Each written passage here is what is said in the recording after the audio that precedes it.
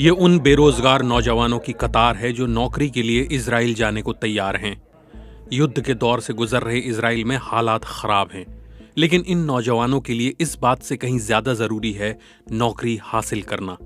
हकीकत यह है कि उत्तर भारत के कई हिस्सों से बेरोजगार नौजवान इन नौकरियों के लिए इंटरव्यू देने हरियाणा पहुंच रहे हैं। हरियाणा सरकार ने हरियाणा स्किल्ड एम्प्लॉयमेंट कॉरपोरेशन और फॉरेन कोऑपरेशन विभाग की मदद से 10,000 कामगारों को इजराइल भेजने का फैसला किया है।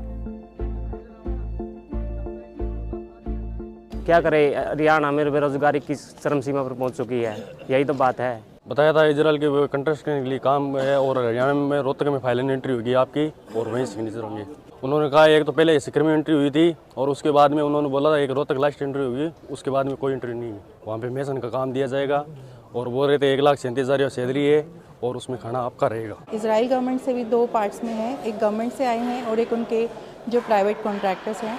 तो basically it's the skill based test, जिसमें एप्लीकेंट्स को 4 जॉब्स के लिए अप्लाई करना है किसी एक जॉब में। उसमें 4 जॉब्स है जैसे plastering, tiling, bar bending and form work.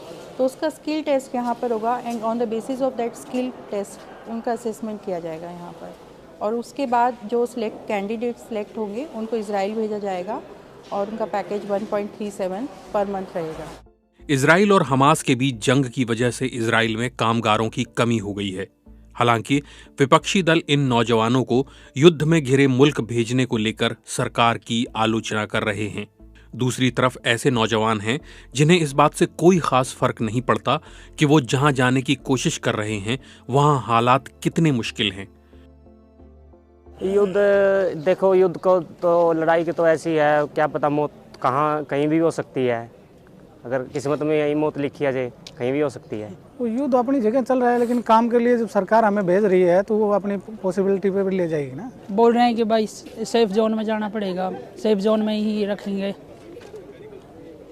मेरे को लग नहीं रहा, क्योंकि वो जहाँ पे भाई बिल्डिंग वगैरह वो हुआ है डैमेज है, वहाँ पे सेफ जोन कड़ी मुश्किल होगी। तो फिर भी क्यों जा रहे हो?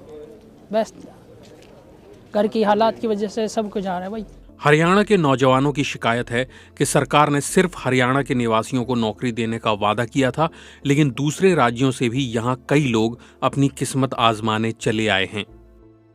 यहाँ पे है तो ये हरियाणा की वैकेंसी 10,000 आए हुए हैं, राजस्थान के एजेंटों के थ्रू आए हुए हैं। यहाँ हमारा नंबर पड़ना बड़ी मुश्किल है। हरियाणा के तकरीबन फॉर्म भरे हुए हैं, 2,500-3 हज़ार फॉर्म भरे हुए हैं बस। यहाँ एजेंट के थ्रू आए हुए हैं राजस्थान के। हमारे को बताया गया मेसन का काम है और 1,37,000 रुपये सैलरी है। ये साइड है इनकी सरकारी हमारी सीकर में।